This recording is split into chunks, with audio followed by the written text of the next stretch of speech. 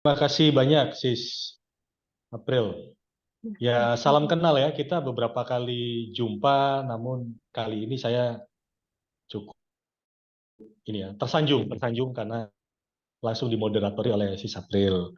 Saya juga sampaikan salam hormat untuk Pak Hendra Saragi, Bro Dimas, Sis Yulivia, Sis Mary, dan beberapa rekan-rekan yang sudah berkenan hadir untuk mengikuti kelas singkat ini. Jadi juga ini ya, saya juga deg-degan, saya itu orangnya lebih konvensional, suka yang langsung interaksi person to person. Jika di dalam Zoom begini memang beberapa kali sih sudah pernah ya kelas seperti ini, tapi saya adalah orang yang konvensional. Saya lebih suka itu sebagai orator langsung di depan ini ya, apa audiens gitu. Namun saya coba untuk memampatkan materi ini supaya ini apa namanya, supaya lebih bisa efektif. Baik. Sis Yuli, apakah saya sudah bisa share screen ya? Atau Sis Ya, April sudah bisa ya? sudah, Bisa silakan. share screen ya sekarang? Baik. Ya, jadi saya menamai kelas ini sendiri kelas brainstorm ya. Bukan berarti saya sharing, kemudian saya bisa lebih tahu daripada rekan-rekan di sini. Atau mungkin nantinya kita bisa sharing apa yang dialami atau yang pernah dilakukan oleh rekan-rekan di sini yang berhubungan dengan hospitalitas. Saya sebutkan industri karena saat ini saya percaya bahwa tiap hal itu bisa menjadi industri. Menjadi industri, bisa menjadi bisnis, bisa menjadi habit, bisa menjadi culture untuk kehidupan kita. Baik, sebelum kita melangkah lebih jauh, kita harus paham dulu, apa sih hospitalitas? Jadi, saya mau sedikit storytelling. Ini saat saya mengikuti kelas di JW Marriott Academy, pada waktu itu tahun sekitar 2009 ya. 2009, sudah lama sekali. Namun itu sangat membekas di hati saya. Di masa lampau, ya ini kita ambil contoh karena JW Marriott itu di Amerika ya. Di masa lampau, kita sebagai manusia ini melakukan traveling untuk tujuan entah berobat, entah kita ingin berlibur, entah kita ingin menjual barang yang kita punya atau hasil bumi yang kita punya, itu melakukan perjalanan jauh. Contohnya saya di Surabaya. Saya punya hasil bumi sayur-sayuran. Sayur-sayuran yang harus saya jual, demand saya ada di kota Jakarta. Di sana ada Pak Hendra di Jakarta. Di saat saya pergi ke sana, di zaman dulu saya bisa jalan kaki, bisa naik kuda, bisa naik kuda yang ada gerobaknya begitu ya, pedati, dan lain-lain. Kemudian pada saat saya dari Surabaya menuju ke Jakarta bertemu dengan Pak Hendra, saya akan memperkenalkan saya adalah penjual sayur, kediaman saya, kota saya ada di Surabaya. Karena Pak Hendra merasa, saya membutuhkan sayur. Pak Hendra sendiri adalah peternak, contohnya begitu. Saya butuh sayur, saya akan beli sayur dari Pak Dedi. Terjadilah interaksi yang dinamakan jual beli atau barter sebelumnya ya. Saya punya sayur, saya tukar kepada Pak Hendra selaku peternak ya, selaku peternak. Kami menjalin mutual benefit, yaitu saya punya sayur, Pak Hendra dapat sayur yang segar dari saya. Entah itu untuk dikonsumsi keluarganya, entah itu akan dikonsumsi oleh hewan-hewan yang diternak oleh Pak Hendra.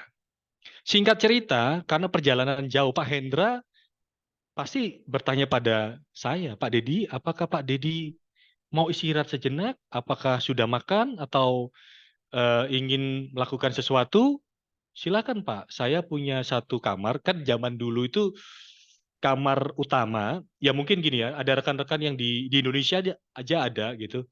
Kalau kita pernah berkunjung di Kota Tua atau berkunjung di beberapa lokasi heritage, lokasi rumah utama itu berbeda dengan lokasi rumah-rumah lainnya yang biasanya disediakan untuk tamu yang datang dari jauh. Tamu-tamu ini biasanya bisa menginap sehari sampai 3 hari sampai pulih dan melakukan perjalanan kembali. Kita kembali ke cerita yang tadi, Pak Dedi dan Pak Hendra. Akhirnya Pak Dedi stay di tempat Pak Hendra. Di sana percakapan terjadi dan bercerita, Pak Hendra ada Pak Dimas tuh. Pak Dimas itu di dekat Bogor. Beliau itu penjual ini apa namanya kain. Mungkin beliau juga butuh sayur. Akhirnya terjadi satu network, yaitu saya bertemu dengan Pak Hendra untuk menjual sayur saya dan saya tahu Pak Hendra punya ternak, saya mungkin beli satu, kemudian saya berjalan kembali ke lokasi Pak Dimas. Terjadi 3 interaksi. Kemudian itu kita berhenti di situ dulu ya, kita kembali ke hospitalitas. Terjadinya hospitalitas ini adalah satu jamuan, satu penyambutan antara satu pribadi kepada pribadi lainnya. Yang kemudian itu menjadi kearifan lokal. Kan kita ketahui ya, negara barat itu negara yang penuh dengan pemikir-pemikir di bidang bisnis. Akhirnya Pak Hendra berpikir, oh iya ya kalau Pak Dedi dari Surabaya menuju Jakarta beliau capek. Tapi kalau saya terus-terusan menjamu beliau, ya sama aja saya tidak untung dong. Saya tidak memiliki satu entitas atau satu benefit untuk terus menjamu beliau. Atau begini saja, saya sediakan satu kamar yang memang kalau umpama ada orang yang menginap di situ tidak harus Pak Dedi, dia harus memberikan atau membarter barang dagangannya atau kemudian bisa membayar uang sewanya. Dan hal itu terjadi. Akhirnya Pak Hendra bicara, Pak, kalau umpama mau ke sini lagi, mohon maaf, sekarang saya sudah punya satu kamar sendiri yang saya sewakan. Silahkan kalau Bapak beserta krunya bisa menginap di sana. Dan dari mulut ke mulut tercipta ini pengenalan. Oh, di tempatnya Pak Hendra itu loh, kita bisa menginap, disediakan masakan, masakan dari istrinya enak. Jadi terjadi bentuk guest house awalnya. Dan yang saya ceritakan ini adalah cikal bakal lahirnya brand besar internasional bernama Hilton. Jadi kebetulan saya juga menangani Double Riba Hilton, jadi saya ceritakan ini bukan dari brand Hilton tapi brand JW Marriott yang notabene 2 brand tersebut menjadi brand ini ya luxury yang ada di dunia. Kemudian untuk kamu sendiri ya dari kamus Merriam-Webster yang dimaksud hospitality itu memiliki 2 makna. Yang pertama hospitable, perlakuan, penyambutan dan perilaku. Mulai tadi seperti yang saya ceritakan, saya bertamu ke rumah Pak Hendra. Kalau kita memang sama-sama merasakan kegiatan kita ini berbisnis bisa menimbulkan mutual benefit, maka mutual benefit ini tidak harus ini ya, tidak harus dapat uang ya. Tapi bisa aja mutual benefit sharing, bisa mutual benefit knowledge begitu. Karena ada beberapa orang mungkin datang ke rumah seseorang mencari advice, mencari satu solusi demikian. Jadi hospitable itu bisa dikatakan saat ada tamu bertamu ke rumah kita, masa kita tidak menyediakan ya paling tidak es teh, paling tidak air minum. Itu yang sangat sederhana. Kemudian yang kedua, lebih luas lagi kegiatan atau bisnis yang berfokus kepada layanan pelanggan.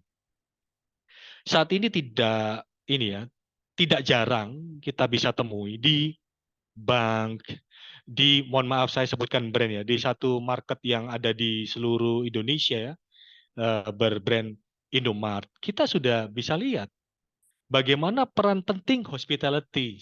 Kita buka pintu, selamat datang di Indomaret, mohon maaf ya, saya sebutkan brand, atau selamat datang di Alfa. Dari mana mereka mengcopy hal tersebut? Mereka belajar dari mungkin industri hospitality yang sudah ada sebelumnya. Contohnya tadi saya sebutkan guest house, mungkin bisa sampai ke hotel atau di restoran tertentu yang menerapkan hal tersebut. Kemudian kita bisa petakan beberapa industri hospitalitas yang seperti ini. Yang pertama tentu saja hotel industri, seperti yang saya sampaikan tadi. Di mana interaksi awal dari orang yang ingin berdagang ke satu daerah atau orang yang melakukan traveling ke daerah lainnya dengan tujuan belajar, berbisnis, ataupun mencari ini healing, liburan, begitu ya. Atau mereka yang berbulan madu, itu industri hospitalitas yang saat ini. Kemudian yang kedua, restoran. Patut disadari atau patut ini cermati bahwasanya restoran ini juga sedang menerapkan hal ini. Tapi ada satu restoran itu ya yang saya lihat lagi viral di TikTok itu yang melayani customernya dengan bahasa sarkas, lalu kasar dan lainnya. Tapi itu seharusnya juga hospitality. Itu digunakan mereka untuk branding supaya diingat oleh customer. Di tempat lain semuanya menerapkan senyum, salam, sapa, begitu ya. Sopan, santun. Tapi di tempatnya restoran tersebut, gitu, mungkin ada beberapa rekan yang tahu ya restoran tersebut apa.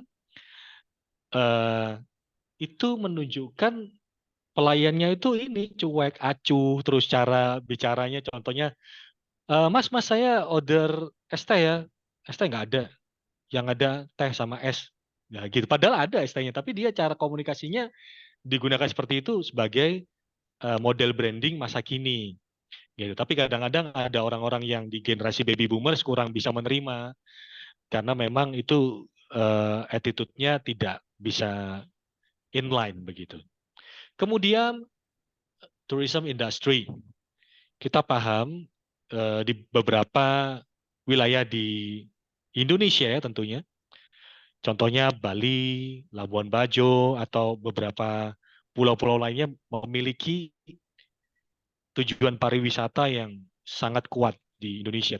Tidak hanya di Indonesia, tapi daya tarik untuk orang-orang luar negeri datang ke sini. Dan perlu disadari bahwa hospitalitas ini bisa terjadi di saat mereka mulai booking travel agent. Bagaimana customer service mengangkat telepon, bagaimana customer service mencatat dengan detail apa yang dibutuhkan oleh calon kliennya atau kliennya yang sudah ditangani. Kemudian tujuan wisatanya mana. Kemudian mereka related lagi, hotel mana yang dipilih, standar hotel apa. Kemudian related lagi, culinary apa yang disajikan di restoran, di depot atau di warung, tapi dengan certain level yang bisa diterima oleh tamu-tamunya. Karena ada beberapa orang ini ya, tanda kutip ya, bule tidak bisa menerima masakan-masakan yang ada di Indonesia. Jadi benar-benar harus diperhatikan, jangan sampai itu menjadi cedera bagi pelayanan kita. Kemudian MICE lah, ini saya pernah ini lucu MICE ini. Kapan lalu saya presentasi di depan mahasiswa dan mahasiswi saya tuliskan MICE, dikira mereka MICE ini tikus gitu. Tapi bukan ya, MICE ini meeting, incentive, conference, and exhibition. Itu termasuk di industri hospitality. Itu apa aja? Yang pertama, meeting secara company. Kalau kita mengundang perusahaan lain untuk datang ke perusahaan kita, bukankah kita juga harus menjamu? Terutama kalau ada coffee break, atau makan siang, atau bahkan sampai makan malam. Dan juga kembali lagi, jika orang yang kita undang dari negara lain atau dari kota lain butuh hotel, butuh restoran juga, butuh tourism industri, yaitu travel agent dan lain-lain. Jadi semua related dan itu membutuhkan pelayanan hospitalitas yang tidak boleh diremehkan, tidak boleh dikesampingkan begitu. Lalu MICE industri sendiri apa? Contohnya ada kegiatan PON. PON itu termasuk MICE atau kegiatan Munas, Raker dan lain-lain itu termasuk di MICE dan ini juga bisa digunakan untuk perusahaan-perusahaan, universitas-universitas, lintas universitas yang mungkin mengundang rektor dari University A untuk datang ke universitas kita. Pasti industri-industri ini terkorelasi begitu. Kemudian ada pertanyaan lagi, bagaimana sih industri hospitality di masa depan? Saya secara pribadi ya ini menyikapi bahwa kita ya, pribadi kita masing-masing ini adalah industri hospitality. Yang saya tuliskan di sini solopreneurship. Solopreneurship artinya masing-masing pribadi manusia sudah diberikan Tuhan gift, the sixth gift atau sixth sense atau indera keenamnya, yaitu attitude yang bisa memberikan pelayanan hospitalitas. Contohnya, sebagai kearifan lokal ya, orang tua kita pasti mengajarkan bahwa saat kita bertemu dengan orang yang lebih tua, salam, selamat pagi, selamat sore, dan lain-lain, begitu. Atau paling tidak menanyakan kabarnya, apa kabar hari ini? Kalau dulu saat saya juga belajar bahasa Jepang, sama juga ada yang bertanya o genki desu ka, o genki desu, arigato, kayak gitu-gitu. Jadi semua negara di dunia pun memiliki kearifan lokal, yaitu saling greeting dan sapa. Dan masing-masing pribadi kita adalah hospitalitas yang berjalan. That's why saya menyebutkan hospitality masa depan adalah dimulai dari diri kita sendiri. Bagaimana kita membawa diri kita ini bisa menyampaikan makna hospitalitas pada orang lain. Suatu saat, ini saya ceritakan orangnya ada di sini nih. Ada Sis Mary ya di sini ya. Saya sedang ke Malang untuk melakukan, mungkin Sis Mary tidak sadar bahwa itu juga adalah tindakan atau ekspresi seseorang yang menunjukkan kearifan lokal dan juga berhubungan dengan hospitalitas. Saya sedang berpakaian santai, memang sudah selesai ya tugas saya di Malang, saya meluncur mau ke Surabaya. Hari itu hujan, saya WA ke Sis Mary, Sis saya ini perjalanan yang menuju ke Surabaya tapi lewat bawah. Kalau saya mampir boleh gitu ya. Tapi kondisi saya seperti ini loh. Saya pakai celana pendek, saya pakai kaos. Mungkin kalau ke universitas tidak pantas begitu. Harus pakai formal outfit, pemikiran saya demikian. Namun, Sis Mary bilang santai aja, datang aja langsung gitu. Ya udah saya datang. Tapi pada saat datang, kita juga harus memberikan notifikasi.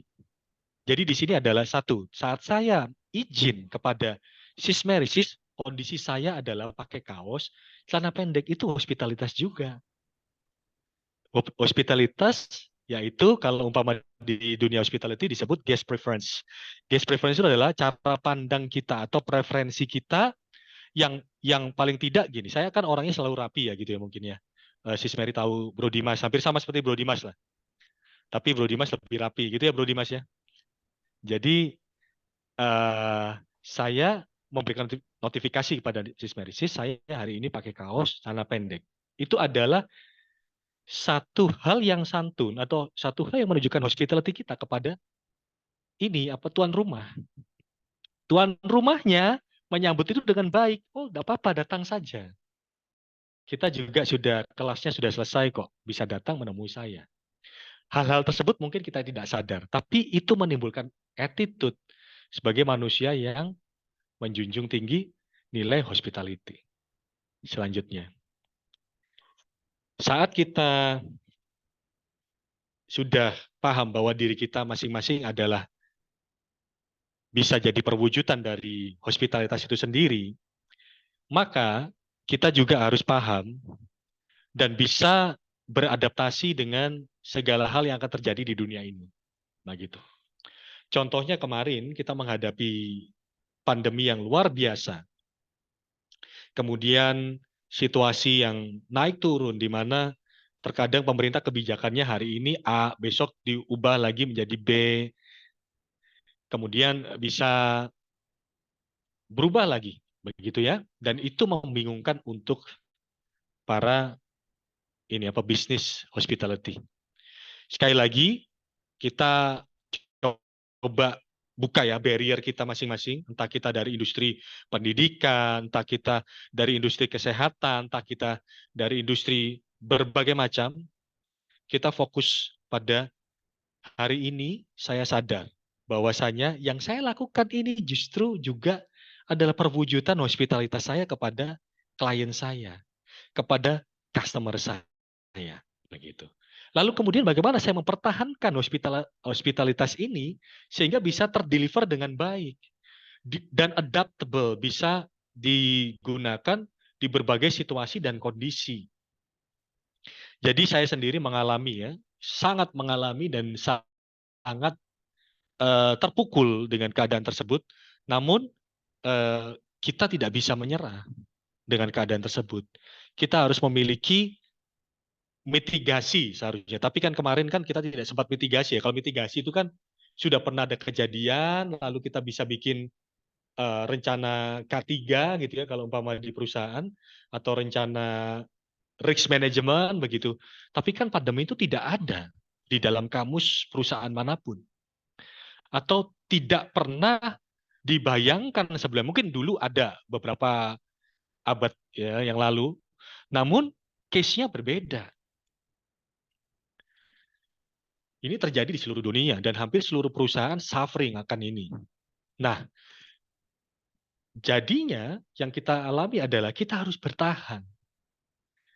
Resilience di sini adalah bagaimana kita bertahan di situasi yang tidak menguntungkan sehingga bisa meyakinkan banyak orang bahwa kita baik-baik saja. Jadi dalam situasi tersebut saya mengamini terima kasih pemerintah Indonesia yang sudah merumuskan Pentahelix Strategi, di mana itu sangat membantu kami untuk melewati hal tersebut. Apa itu Pentahelix Strategi? Saya ingin recap saja. Yang pertama adalah kedekatan dengan pemerintah. Kedekatan dengan pemerintah ini adalah yang pertama dan utama. Kenapa? Kita bisa tahu apa sih kebijakan pemerintah dan tujuannya itu apa. Sehingga kita bisa selanjutnya setelah resilience kita bisa ke arah mitigasi, mencegah. Pencegahannya apa jika terjadi situasi yang sama seperti ini?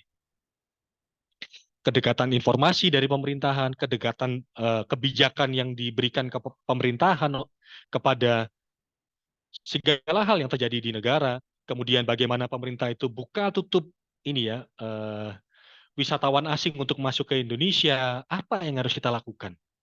Sehingga kita bisa memiliki strategi untuk memaksimalkan daya jual kita kepada customer lokal. Kemudian yang kedua, kedekatan pada rekan-rekan bisnis.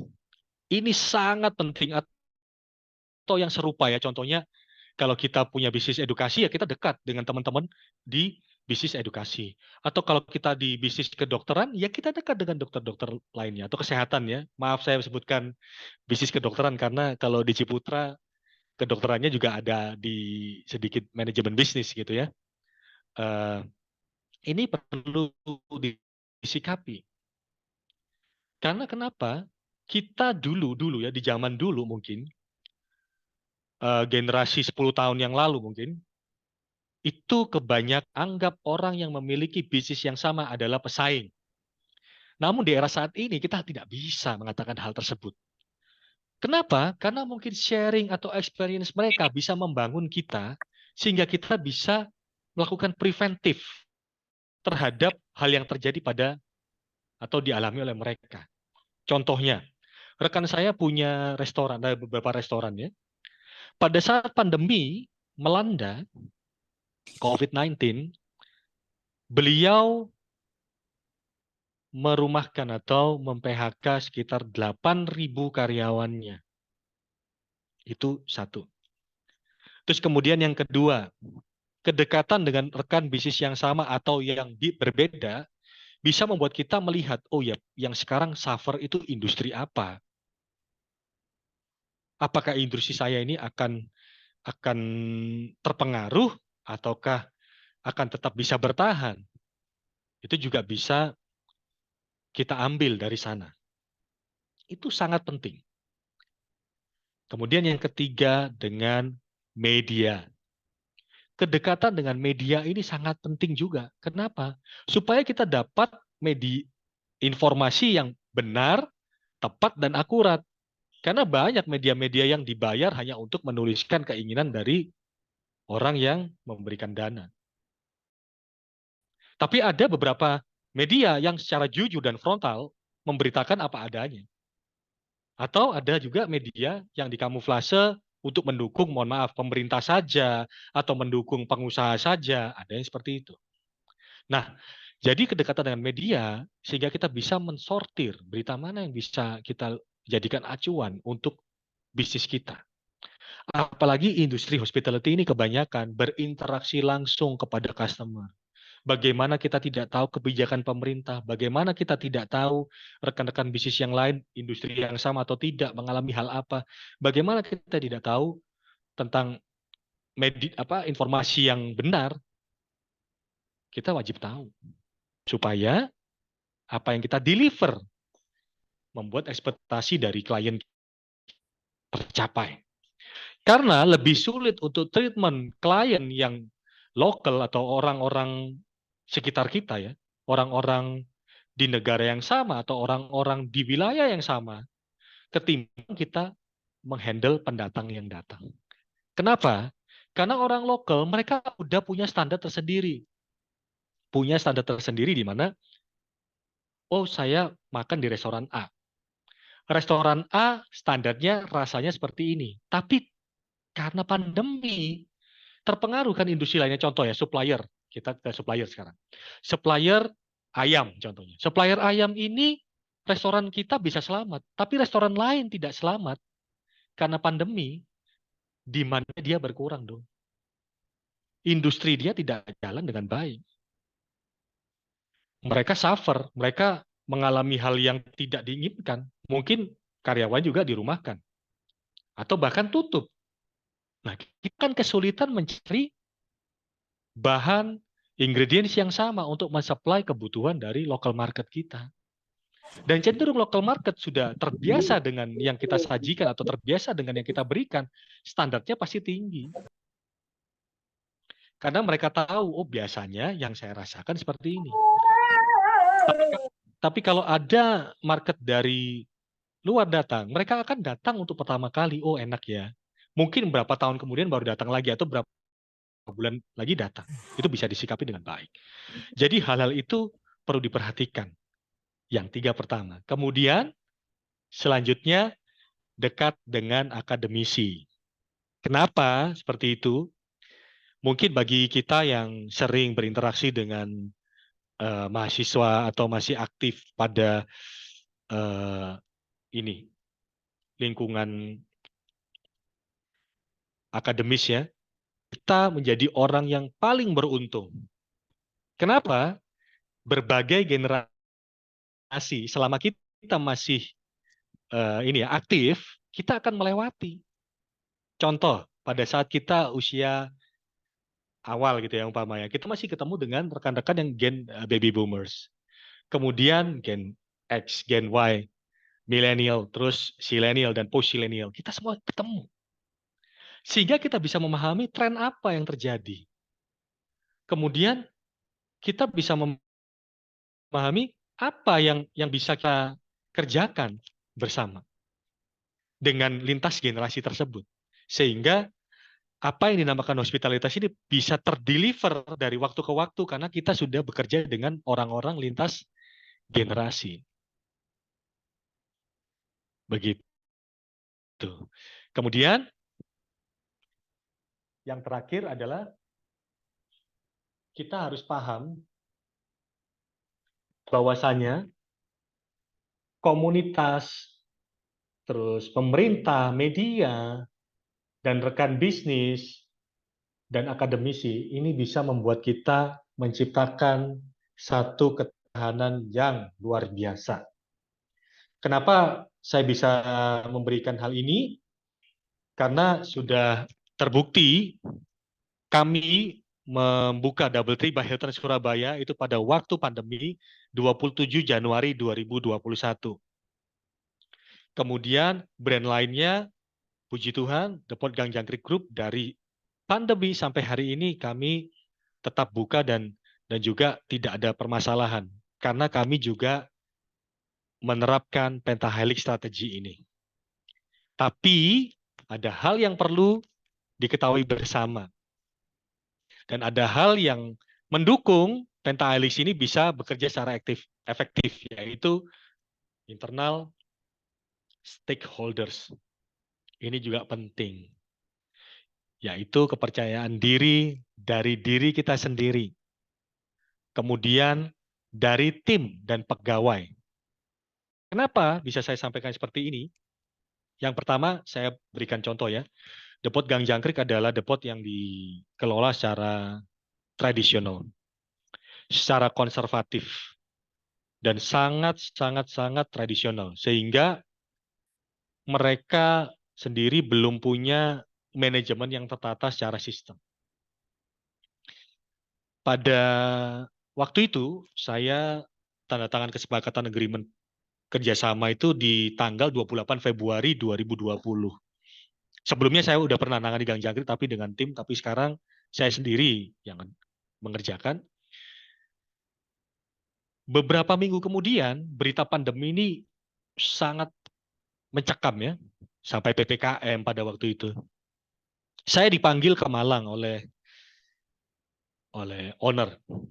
Di sana ada seluruh owner datang, dari papa mamanya, kemudian generasi ketiganya ada semua. Saya ditanya, apakah restoran kita tutup? Karena pandemi ini kita tidak tahu akan sampai kapan. Bayangin ya, itu di fase awal pandemi. Ditanya seperti itu, kita tidak pernah tahu apa yang terjadi di masa depan. Tapi sekali lagi, build your trust kepada diri Anda sendiri, kepada orang-orang yang menjadi klien kita, dan juga kepada karyawan. Yang pertama saya sampaikan adalah kita punya cara, solusi. Yang pertama, pilihlah orang-orang yang efektif saja untuk bekerja, sedangkan yang tidak efektif, rumahkan. Pilihan A. Pilihan yang kedua adalah kita buat jadwalnya setengah bulan grup A masuk, setengah bulan grup B masuk. Kemudian pilihan yang terakhir adalah tutup saja. Tapi kalau saat kita tutup, pasti mengangkat brand ini lagi sulit. Karena kenapa? Satu, pada waktu pandemi jika restoran tutup atau industri hospitalitas tutup, pasti masyarakat atau lingkungan sekitar sudah judging. Oh, itu ada yang kena COVID. Pasti tutup. Dicari tahu, dicari, ya pokoknya sampai detail lah. Dikepoin dan lain-lain. Itu pasti membuat nama kita akan semakin sulit saat kita buka. Dan impact untuk keuangan owner adalah uang keluar terus walaupun punya tabungan, tapi tidak ada uang atau dana mengalir masuk. Dan itu sampai kapan?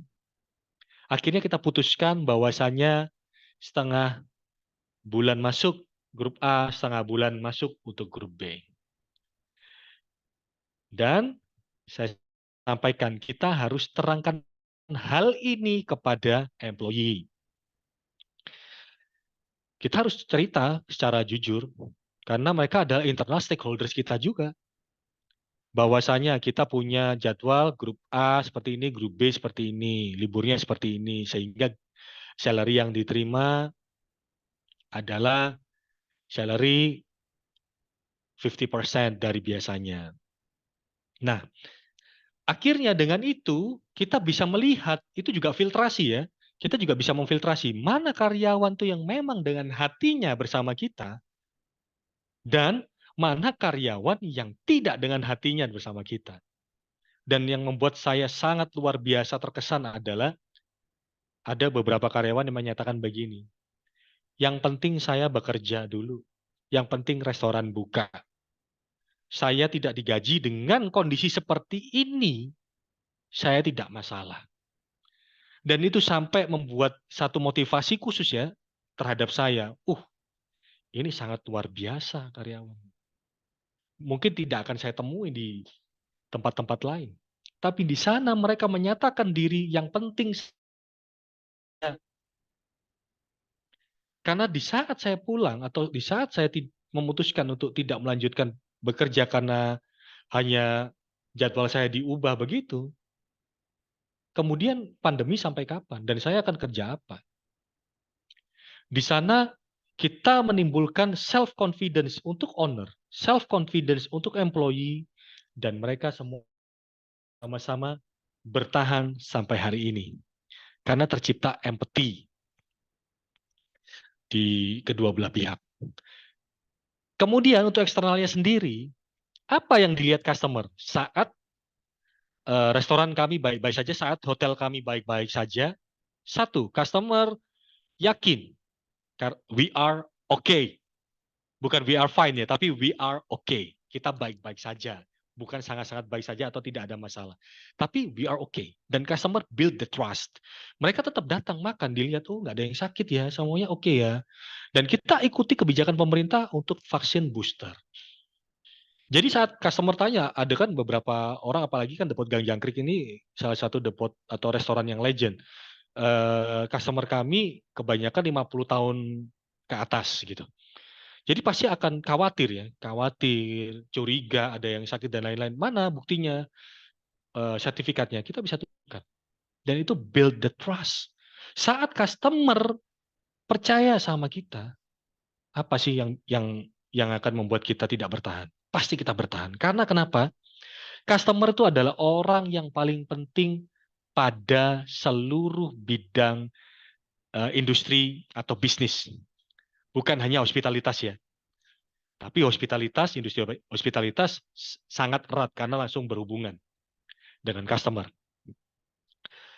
Mereka itu berpengaruh saat mereka datang di restoran atau datang di kantor kita untuk melihat sekitarnya. Oh, penerimaannya baik. Mereka helpful. After sales service-nya bagus. Saat build the trust itu, maka kemudian customer tersebut pulang ke rumahnya. Cerita, kemarin saya di perusahaannya Sis April itu. Saya di perusahaan Sis April diterima dengan baik.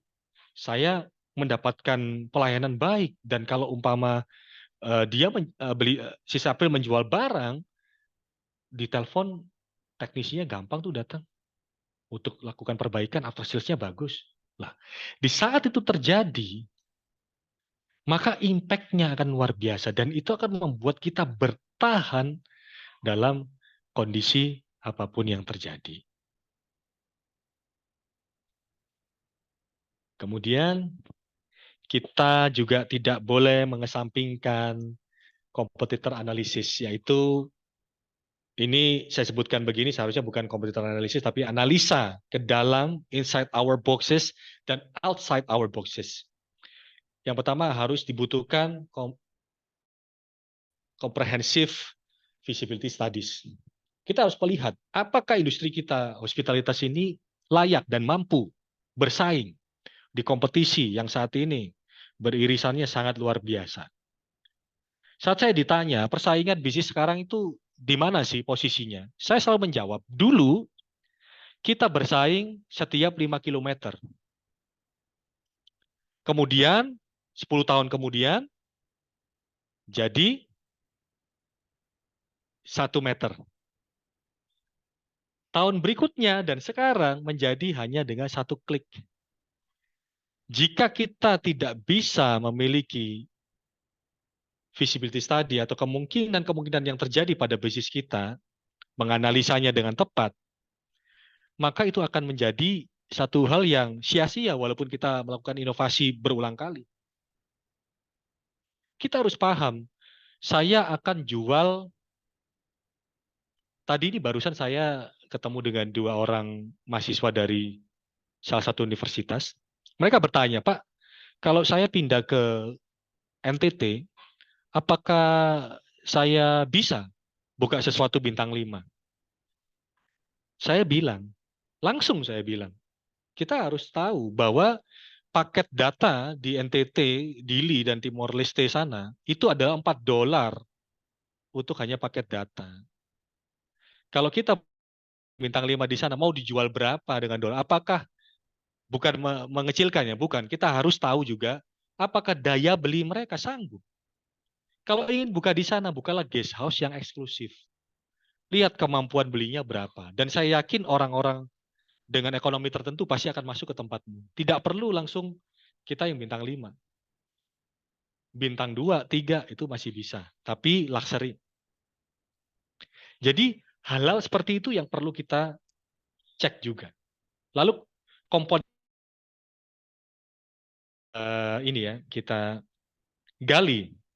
Ini akan saya bahas sekilas-kilas saja ya, karena kalau dibahas panjang sangat banyak subnya, yaitu SWOT analysis pasti. Kenali kekuatan kita dan apa kelemahan kita. Perhatikan juga kesempatan apa, opportunity apa yang bisa kita kembangkan untuk bisnis kita. Lalu ancaman apa? Ancaman di hijack kah karyawannya? Ancaman di copycat kah bisnisnya begitu? Kemudian kita harus paham posisi usaha kita, posisi kita itu di mana dengan BCG Metric. Posisi dengan harga yang sekian, berkompetisi dengan siapa, posisi dengan hal yang ditawarkan kepada market service yang seperti ini sama, itu harus kita lihat. Kemudian kekuatan marketing dengan menggunakan 7 piece marketing mix ya. Ada matriksnya di sana nanti juga. Jadi itu penting sekali. Kemudian kembali lagi networks. Suatu saat gini, mungkin kalau kita yang sudah berumah tangga, istri itu pasti paling sering komplain kalau kita nongkrong gitu ya. Bukan nongkrong yang negatif tapi kita ikut satu komunitas berkumpul untuk networks. Nah, itu juga penting untuk kita. Kadang waktu kita untuk keluarga pasti akan terganggu untuk network sini. Tapi strategi yang dilakukan adalah libatkan selalu pasangan Anda untuk ikut. Karena supaya wawasannya sama. Karena kenapa? Networks yang paling dekat adalah keluarga kita. Ya, ini saya ingatkan sekali lagi. Sehebat apapun kita berbisnis, sehebat apapun kita memiliki tingkat hospitalitas yang tinggi, tetap networks yang paling penting adalah our family. Jika mereka tahu apa yang kita lakukan, paling tidak mereka belajar apa yang kita sedang kerjakan. Sehingga tidak timbul komplain lagi. Ya contohnya kalau saya ajak mereka jalan-jalan, saya di lokasi. Nanti kita ketemu setelah after ini kegiatan. Sehingga paham, orang melihat, oh ini begini. Kita nggak tahu loh, kalau kadang-kadang nggak pernah tahu ya, kadang-kadang pasangan kita mengingatkan, itu ada hal yang ini, coba dipelajari lebih dalam. Ini yang saya sebutkan ini pasangannya bukan harus suami istri ya, tapi pasangan berbisnis, kerja partner ya. Kan biasanya partnership juga kita. Itu juga penting sebagai keluarga besar. Kemudian selanjutnya yang paling penting juga adalah adaptable trends. Kita harus paham tren saat ini. Tadi kita kembali lagi pentahelix akademisi. Kita harus dekat dengan akademisi. Karena akademisi itu melewati lintas generasi. Mereka merasakan, mohon maaf, kata-kata saya, kendablekan masing-masing generasi dan menemukan solusi pendekatan kepada mereka. Kenapa sih owner bisnis, ya, umpama owner bisnis ini usianya 60 tahun, ya marah-marah, ini kenapa sih saya kok HRD-nya hire orang baru, orang barunya seperti ini, seperti ini, seperti ini, gitu. Banyak komplain. Karena kemungkinan owner bisnis ini saat mereka kuliah, saat mereka starting their business, generasinya berbeda dengan generasi yang baru bergabung dengan perusahaan mereka. Kita harus selalu adaptable sehingga bisa memenangkan kompetisi di market. Ya ini kemudian kita juga bisa melakukan inovasi-inovasi. Yang pertama adalah karena customer adalah orang terpenting dalam bisnis apapun di dunia ini, maka selalu terbuka kepada user experience atau user experience ya yang dialami customer lewat Google, lewat testimonial mereka, lewat apapun yang mereka berikan sebagai masukan. Dan perlu dipilah bahwa kritikan dan caci maki adalah dua hal yang berbeda. Orang mengkritik itu ada kemungkinan mereka menginginkan kita untuk lebih maju, lebih memperbaiki apa yang sudah kita capai hari ini. Sedangkan kalau caci maki mereka tujuannya memang menjelek-jelekan. Jadi selama itu bukan caci maki, kita terima sehingga user experience ini bisa membuat kita lebih mengikuti trends. Yang kedua research, selalu siapkan generasi-generasi muda untuk multiply atau untuk melanjutkan apa yang sudah kita kerjakan. Tapi tetap tularkan filosofi hospitalitas atau kearifan lokal yang kita miliki sehingga culture itu atau brand culture tersebut tidak hilang. Kemudian yang ketiga, apakah industri kita itu sebagai painkiller atau kita peramai market saja? Wah, apa itu painkiller? Jadi contoh seperti ini. Saat kita sakit, kita membutuhkan obat dengan ini ya, dosis tertentu sehingga bisa meredakan sakit kita. Tapi apakah obat tersebut benar-benar akan mengobati kita sampai sembuh? Ataukah cuma menghibur kita sesaat, kemudian sakit itu kembali lagi? Ada orang yang memiliki sakit ini ya, sakit kepala yang hanya bisa diobatin dengan obat tertentu. Nah, apakah kita menjadi seperti itu? Ataukah kita ya pokoknya ada obat sakit kepala deh, saya pakai dulu, baru saya beli obat yang cocok dengan saya. Jadi dalam inovasi itu perlu, sangat perlu dipikirkan di dalam design thinking-nya. Kemudian jangan lupakan promosi. Ini adalah promosi yang saat ini dilakukan generasi now, generasi masa kini, yaitu giveaway, free samples, cross-selling, discount, konten, dan ads. Dan perlu saya garis bawahi, promosi yang utama adalah dari orang-orang sekitar kita, dari karyawan, dari keluarga kita, atau kolega-kolega kita, termasuk customer yang merasakan dan menikmati jasa kita, produk kita. Itu adalah promosi gratis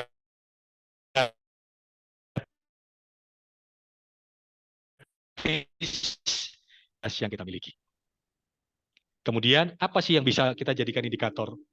Apa yang bisa jadi kita jadikan indikator adalah conversion rate. Mungkin orang-orang yang bekerja di bidang IT sering mendengar ini atau yang sering berkecimpung dengan Google Ads dan lain-lain. Tapi ingin saya kolaborasikan ya. Di dunia hotel itu ada night audit.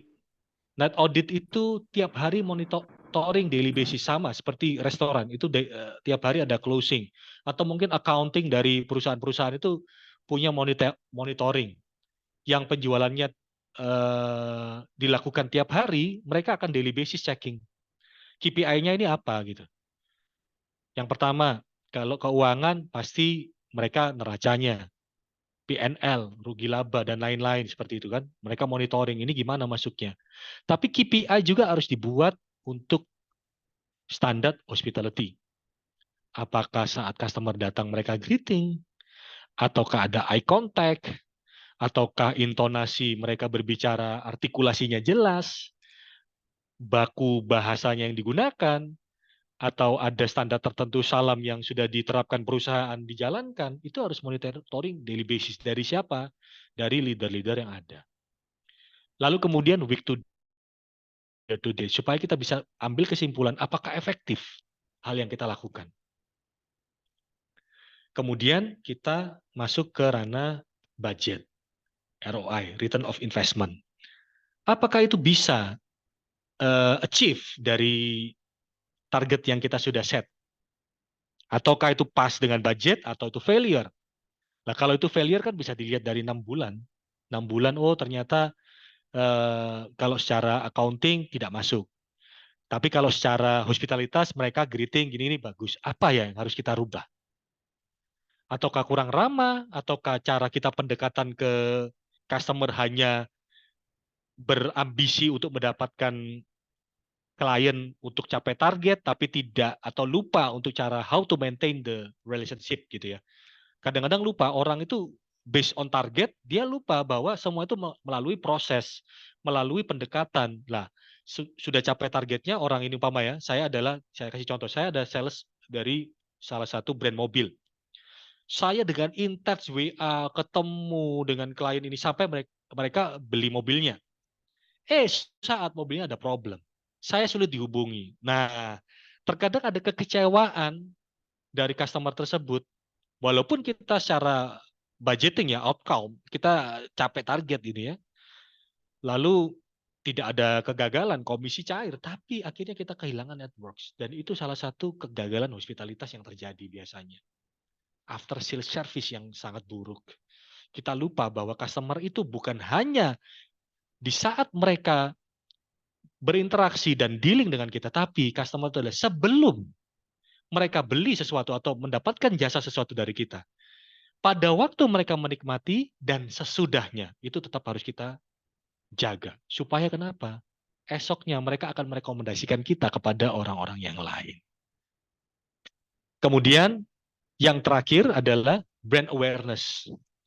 Suatu saat saya dipercaya oleh salah satu brand dari Melbourne namanya Spanish Donuts di tengah kota Melbourne sana untuk bisa masuk ke Surabaya. Pada tahun 2017 mereka masuk di sini. Dan target mereka adalah awalnya saya juga belum paham apa sih household brands ini gitu. Apakah menjadi household brands ini apa? Apa brand rumah tangga ini apa? Jadi contohnya begini. Saya minta air mineral. Pasti Bapak Ibu Saudara di sini, saya aqua dong satu.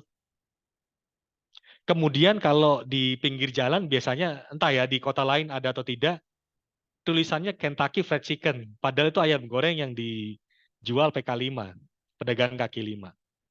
Kemudian kalau kita ke pasar atau orang tua kita meminta kita untuk membeli pasta gigi, kita pasti ayo cari Pepsodent. Jadi household brand adalah seperti itu. Apakah kita mampu ataukah tidak?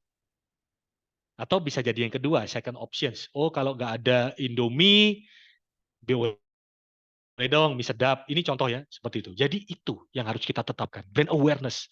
Apa yang bisa masyarakat tahu tentang kita? Ini dengan caption bisa, dengan kekuatan hospitalitas tadi itu bisa. Oh iya, kalau saya ini ke hotel tersebut, ramah banget. Saya minta sesuatu, nggak sampai 5 menit sudah ada di depan saya semuanya. Atau kalau tidak sampai 5 menit, pasti supervisornya atau karyawannya datang menghampiri saya untuk menyatakan minta maaf, mohon maaf, karena tidak bisa sesuai atau tepat waktu, dan lain-lain. Atau bahkan yang terakhir, kita hanya jadi penggembira di market. Oh, yang penting ada deh. Saya nggak tahu deh nanti ke depannya mau jadi apa. Buat saya hospitalitas itu nggak penting. Senyum itu ya sudah, saya senyum sebatas senyum saja. Tapi jangan pernah lupa bahwa sesempurna apapun manusia menggunakan pakaiannya, atau sebagus apa, selayak apa performance mereka, tanpa senyuman mereka tidak lengkap. Akan melihat kita sebagai pribadi yang sulit untuk dijangkau, pribadi yang acuh atau pribadi yang angkuh. Jadi sehingga kita harus tetap menerapkan hospitalitas tersebut. Dan ini adalah summarize dari saya. Apa sih resiliensi dan mitigasi hospitality industry? Bukan karena kita bisa selamat dari keadaan yang sulit. Namun bagaimana kita bisa mempengaruhi market untuk menjadi pilihan utama dan memberikan pengalaman yang bertahan sebagai trademark tersendiri, bukan sebagai pioneer. Terkadang orang kan bagai, oh saya pioneer, saya yang duluan, tapi dia nggak dikenal. Atau sebagai followers atau sekedar copycat bisnis. Sekian dari saya, terima kasih. Saya kembalikan kepada moderator. Selamat sore. Terima kasih Bro Dedi untuk pemaparan materinya. Selanjutnya Bapak dan Ibu kita memasuki sesi diskusi. Namun sebelum itu kami menyampaikan beberapa hal. Kami mengundang Bapak dan Ibu untuk bergabung di grup WhatsApp kelas belajar Pendekar Indonesia. Tadi tautannya telah kami share di chat box. Juga kami mengundang Bapak dan Ibu untuk follow akun Instagram dan YouTube kelas belajar Pendekar Indonesia. Demikian info dari kita. Selanjutnya kita memasuki sesi diskusi. Bagi Bapak dan Ibu yang ingin bertanya atau materi yang baru disampaikan, silakan menekan tombol raise hand dan menyampaikannya langsung kepada narasumber kita. Silakan.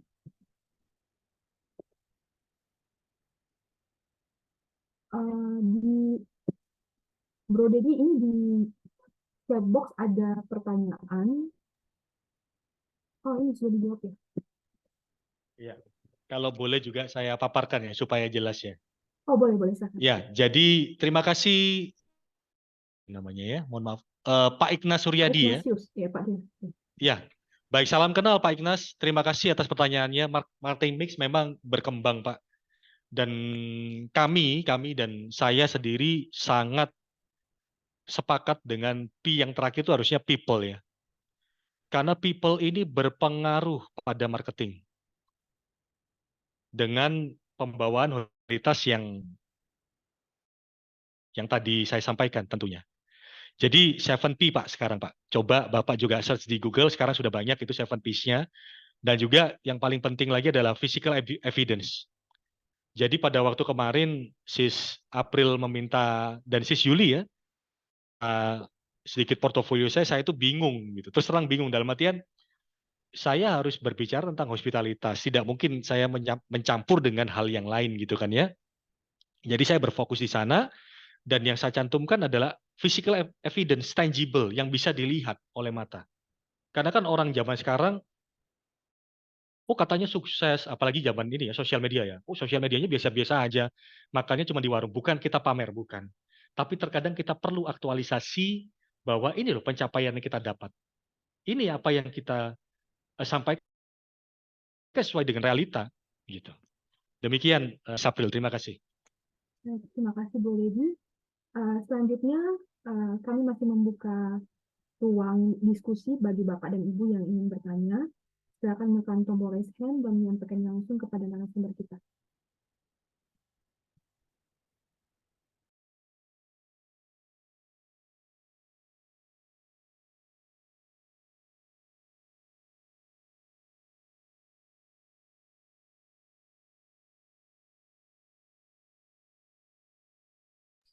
Bro Dedi boleh tanya ya?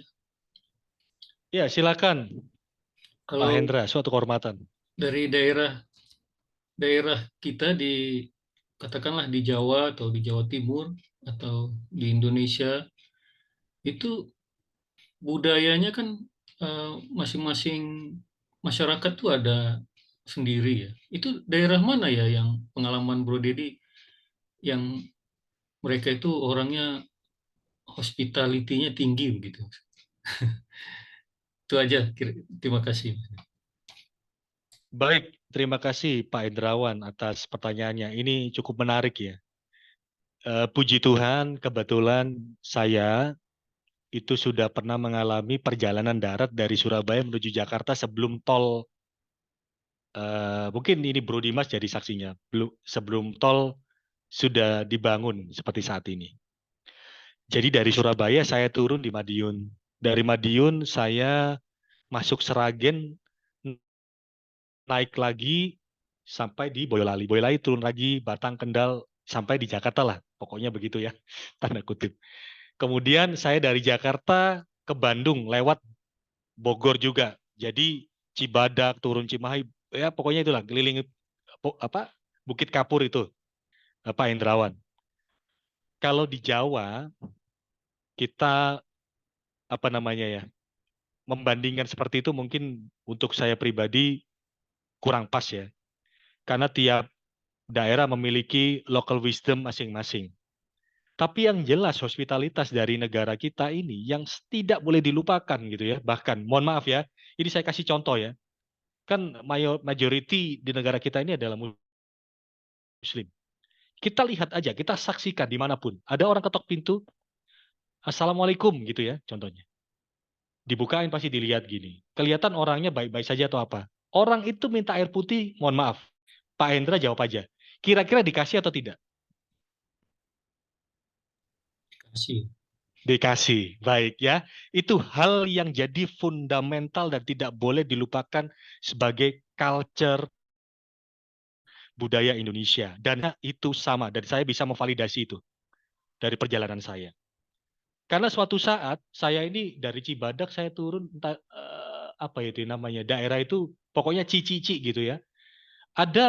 Saya lapar waktu itu. Saya akhirnya menepi, saya makan di warung itu, dekat sekolah SD gitu, ditanya, loh Bapak dari mana? Oh saya dari Surabaya. Oh dari Jawa ya. Karena gini, eh, orang Betawi, orang Jakarta dan orang Bandung dan sekitarnya itu tidak menganggap dirinya Jawa ya. Selalu menganggap mereka Sunda, menganggap mereka Betawi. Mohon maaf demikian. Nah, oh Bapak dari Jawa. Saya dulu dari Jawa juga Pak. Akhirnya timbul cerita. Dan itu yang menjadi kekuatan negara kita seharusnya. Tapi akhir-akhir ini itu terlupakan karena kepentingan-kepentingan politik. Demikian, Pak Hendra.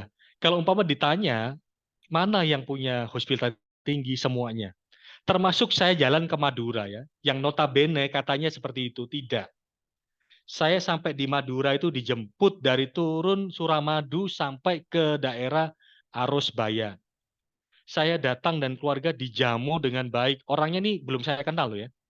Belum saya kenal. Ada seseorang saya kenal mengenalkan saya dengan orang lain di Madura sana yang tengah-tengah yang katanya keras, tapi tidak. Local wisdom dan culture Indonesia di mana-mana. Kalau kedatangan tamu atau ada orang yang ingin berinteraksi dengan niat baik ya, tanda kutip niat baik, mereka akan terbuka menerima kita. Asalkan tidak ada indikasi untuk melakukan hal jahat atau perbuatan-perbuatan yang tidak menyenangkan. Tapi so far penerimaannya sama ya, semuanya menunjukkan hospitalitas. Tapi kalau yang halus gitu ya, itu memang di Jawa Tengah. Mereka halus karena memang pembawaan ya. Tidak mungkin kita minta orang Madura sehalus orang Jawa Tengah gitu ya, Jawa Tengah. Kalau Jawa Timur masih ini ya, masih agak kasar cara interaksinya, tapi mereka bukan orang yang tidak punya hospitalitas, punya.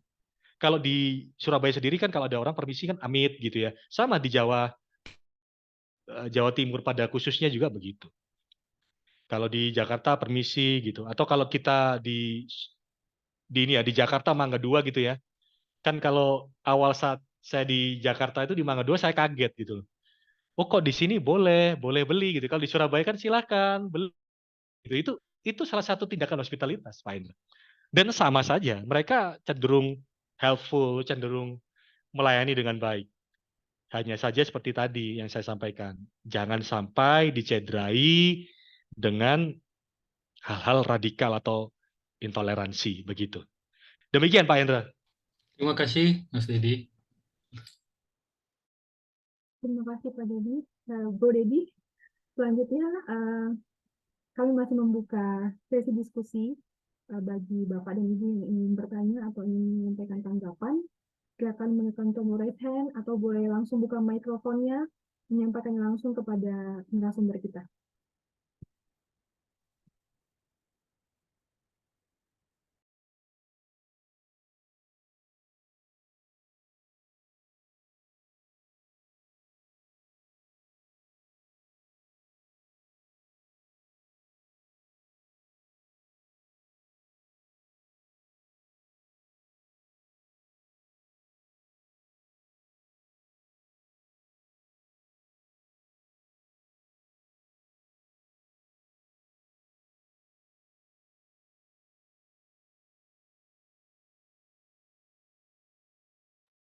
Sepertinya masih belum ada ya.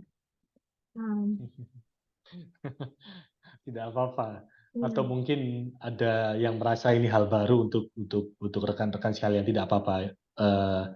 Karena selalu ada ini ya, mistafsir ya. Hospitality dikira hospital rumah sakit, bukan. Hospitality adalah keramah tamahan gitu. Gitu sih Sapril. Demikian. Gimana nih? Gak apa-apa. Atau si Sapril ada pertanyaan mungkin? mengenai hospitality. Ya atau saya tanya gantian. Kalau di sana culture-nya gimana sih kalau ada tamu datang atau apa gitu? Ya, kalau kita masih Maaf, si Sapril di mana ya? Maaf, di supaya jelas. Medan, Medan, Di Sumatera Medan ya. Barat. Ya, Oh, Horas. ya Horas. Ya, kita masih sangat kuat dengan kearifan lokal dan kita juga menyambut tamu-tamu itu ya seperti budaya adat yang ada di Sumatera Utara seperti itu. Ya, kira-kira seperti itu. Hospitality-nya juga kental. Kalau kita juga misalnya kita menginap di hotel penginapan itu juga budayanya juga kental. Seperti itu kira-kira. Iya, dan itu tadi kan ditanyakan oleh Pak Hendrawan. Pasti tidak bisa, maaf ya, orang Medan sehalus orang Jawa Tengah, benar. Itu sudah bawaan karakternya begitu. Tapi yang disampaikan justru gini ya, perlu dicatat oleh si Sapril ya. Posisi-posisi tertinggi hotel-hotel di Surabaya itu kebanyakan orang Batak. Ada Pak Saragi, ada Pak Ambarita, itu yang notabene orang-orang itu orang-orang Batak gitu. Dan mereka sangat humble dan juga bisa mengikuti kearifan lokal yang ada. Ya memang logatnya tidak bisa diubah, tapi mereka menunjukkan hospitalitas yang sangat sangat sangat baik di sini. Begitu. Iya, iya, benar. Terima kasih untuk infonya, Bro Dedi. Iya, iya, gitu. Dan kemudian kalau di Bali itu kan everyday is holiday ya. Jadi tiap hari adalah liburan. Jadi orang-orang di sana mau tidak mau beradaptasi dengan keramahan. Mereka melakukan pangan jali begini ya kan. Selamat datang. Apa kabar? Jadi memang harus menyambut tamu dengan begitu. Kalau di Surabaya sendiri kan Surabaya kota bisnis ya, kota bisnis di mana yang notabene orang itu seperti stop and go gitu aja. Mereka berhenti untuk bisnis terus pergi gitu. Yang sangat dibutuhkan adalah pelayanan kenyamanan saat mereka tidur. Nah, ini nggak apa-apa ya, saya tambahin aja ya, kan belum ada Iya, pertanyaannya. silakan. Jadi kebetulan saya ini menangani China Airlines dan Hajj Crew juga pada saat saya di hotel. Mereka tidak perlu makanan yang mereka tidak perlu entertainment yang luar biasa. Mereka hanya perlu quality of sleep. Kenapa? Mereka butuh itu karena mereka kan mau menerbangkan pesawat. Dan berapa belas jam atau puluh jam baru mereka bisa istirahat, begitu kan. Air traffic-nya bagaimana, mungkin ada delay, ada apa gitu kan. Jadi mereka mereka oke, menyambut dengan baik kalau ada greeting dan lain-lain. Pada saat mereka kondisinya fit. Tapi kalau mereka kondisinya sudah capek, wajahnya sudah tidak bisa senyum, itu terkadang kita juga merasa tersakiti gitu ya, sebagai ini ya, pelaku hospitalitas. Wih, saya sudah senyum, saya sudah menyapanya, saya sudah salam, saya sudah berusaha memberikan yang terbaik. Tapi kok orangnya kaku-kaku, flat-flat gini, wajahnya datar gitu ya. Karena perlu diketahui, terkadang mereka capek juga. Nah, ini kita harus juga memahami kondisi dan karakter dari klien kita. Terkadang mereka akan tersinggung kalau sampai tidak menemukan apa ekspektasi mereka tidak ditemukan pada pelayanan kita. Contohnya, suatu saat saya menjadi perwakilan perusahaan di airport ya, salah satu hotel di Surabaya. Saya ini dulunya nggak tahu. Saya diminta, tolong kamu baca preference dari customer. Baca, baca 3 kali. Oke, saya baca, saya pelajarin. Ternyata pada saat saya customer itu turun dari pesawat, berjumpa langsung dengan saya, apa yang saya sampaikan? Selamat sore, Bu April. Saya Dedi. Saya perwakilan dari Hotel A. Terima kasih Ibu sudah berkenan untuk menginap di hotel kami. Ibu, saya mendapatkan informasi bahwasanya Ibu punya alergi dengan bulu angsa. Sehingga bantal Ibu dan guling Ibu serta mattress dan lain-lain kami ganti dengan yang menggunakan busa. Kemudian Bu, kami tahu Ibu punya alergi juga dengan asap rokok. Maka kamarnya sudah di-ozon dan juga kamarnya khusus, kamar non-smoking. Kemudian Ibu juga ingin di lantai yang eksekutif, maka kami berikan lantai di lantai 21. Dan untuk wake up call kami sudah siapkan jam 6 pagi Bu. Nanti driver Ibu akan sudah standby di lobi. Ibu tinggal turun, ambil breakfast-nya di mailbox, dibawa ke kantor. Terima kasih Ibu, ada lagi yang bisa saya bantu. Jadi hal seperti itu kadang-kadang diremehkan. Dan saya pada waktu itu usianya masih masih muda sekali ya. Juga ini apa sih gunanya? Tapi dengan hal tersebut, customer tuh kembali. Dan hari ini itu jarang kita bisa temukan. Contoh ya, contoh kecil aja. Kita ke Grapari gitu. Mbak, tolong. Tapi Grapari saat ini udah bagus gitu ya. Sis ini, sorry, kita ke chatting itu ada siapa itu ya? Oh Pak iya, Sugeng, bentar. apakah hospitality, saya bacain. Iya, iya, Hospitality ada silakan. korelasi dengan social trust, suka membantu, tidak manipulasi, atau lebih suka jujur, memberi waktu pada orang lain. Jika social trust kebanyakan orang Indonesia dibandingkan dengan social trust kebanyakan orang Eropa, mana yang lebih tinggi? Angka korupsi berkorelasi dengan sikap membantu. Oh, baik-baik. Saya paham. Pak Sugeng, terima kasih atas pertanyaannya, Pak. Saya akan memberikan gambaran ya, begini. terkadang kita terjebak pada perbandingan antara orang Asia, orang Eropa. Kebetulan saya juga pernah belajar di luar dan juga saya juga pernah bekerja bersama orang-orang ekspatriat gitu. Kebanyakan Rusia, Perancis, Italia, Jerman, orang Amerika juga ya. Notabene JW Marriott dan Hilton itu US gitu. Kalau kita membandingkan hal tersebut, orang kita dengan orang sana itu lebih tinggi sana, tidak. Semua sama saja. Ya, itu saya bisa pastikan semua sama saja. Akan tetapi begini, kelebihan orang di barat, kenapa mereka selalu sepertinya lebih dulu daripada kita di timur. Setelah studi yang saya lakukan ya, beberapa teman-teman saya itu Hilton Worldwide itu kan bermacam-macam ya. Ada Kiran itu blasteran India sama Australia. Terus Rajiv itu orang India tapi tinggal di Singapura. Terus ada yang Jerman, ada yang Prancis, ada yang Rusia dan lain-lain. Begini.